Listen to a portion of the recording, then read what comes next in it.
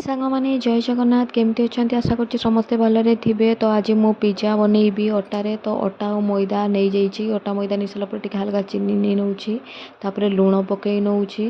ଲୁଣ ପକାଇ ସାରିଲା ପରେ ଏବେ ତେଲ ପକାଇ ନେଉଛି, କାରଣ ମୋ ପୁଅ ଆଜି ଜିଦ୍ କଲା ପିଜ୍ଜା ଖାଇବା ପାଇଁ। ତ ତାକୁ ମୁଁ ଜମା ବି ଯେହେତୁ ବାହାରିଆ ଜିନିଷ ଦେଉନି, ସେଥିପାଇଁ ଘରେ ହିଁ ମୁଁ ବନେଇ ନେଉଛି।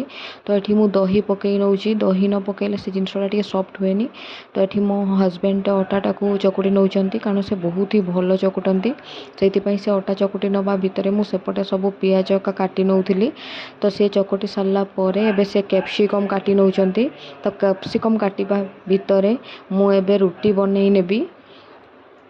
ତ ଦେଖନ୍ତୁ ମୁଁ ରୁଟି ବନେଇ ନେବି ବୋଲି ଅଟାକୁ ଭଲସେ କରିକି ବେଲି ନେଇଛି। ବେଲି ନେଇ ସାରିଲା ପରେ ଏବେ କଣ୍ଟା ଚାମଚ ମାଧ୍ୟମରେ ମୁଁ ହାଲକା ଟିକେ ତାକୁ ମାନେ ହୋଲ୍ କରି ନେଉଛି, କାରଣ ନହେଲେ ସେଟା ଟିକେ କଞ୍ଚା ରହିଯିବା ଭଳିଆ ଲାଗେ।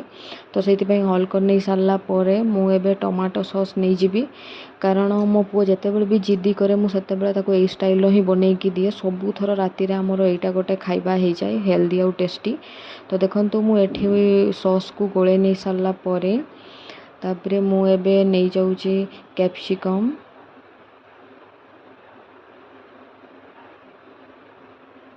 କ୍ୟାପ୍ସିକମ୍ ଭଲସେ ନେଇଗଲା ପରେ ଏବେ ମୁଁ ନେଇଯାଉଛି ସିଝା କର୍ନ।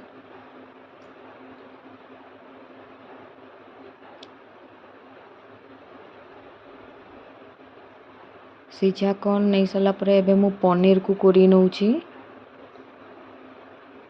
ଯେତିକି ଜିନିଷ ମୋ ପାଖରେ ଥାଏ ମୁଁ ସେତିକିରେ ଚେଷ୍ଟା କରେ କରିବା ପାଇଁ, କାରଣ ମୋ ପୁଅ ଜିଦି କରେ ବୋଲି ମୁଁ ସବୁ ଜିନିଷ ପାଖରେ ଆଣିକି ରଖିଥାଏ, ତାକୁ ବାହାରିଆ ଜିନିଷ ଦେବିନି ବୋଲିକା।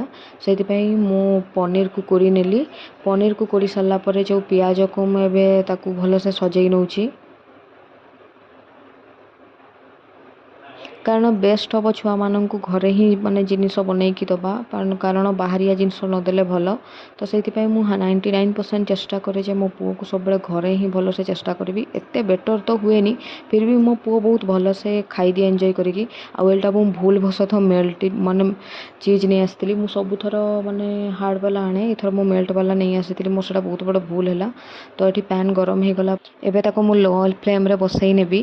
ତ ଦେଖନ୍ତୁ ମୋର ରେଡ଼ି ହେଇଗଲା ଅଟାର ପିଜ୍ଜା। ତ କେମିତି ଲାଗିଲା ନିହାତି ଜଣାଇବେ। ରହିଲି ସାଙ୍ଗମାନେ।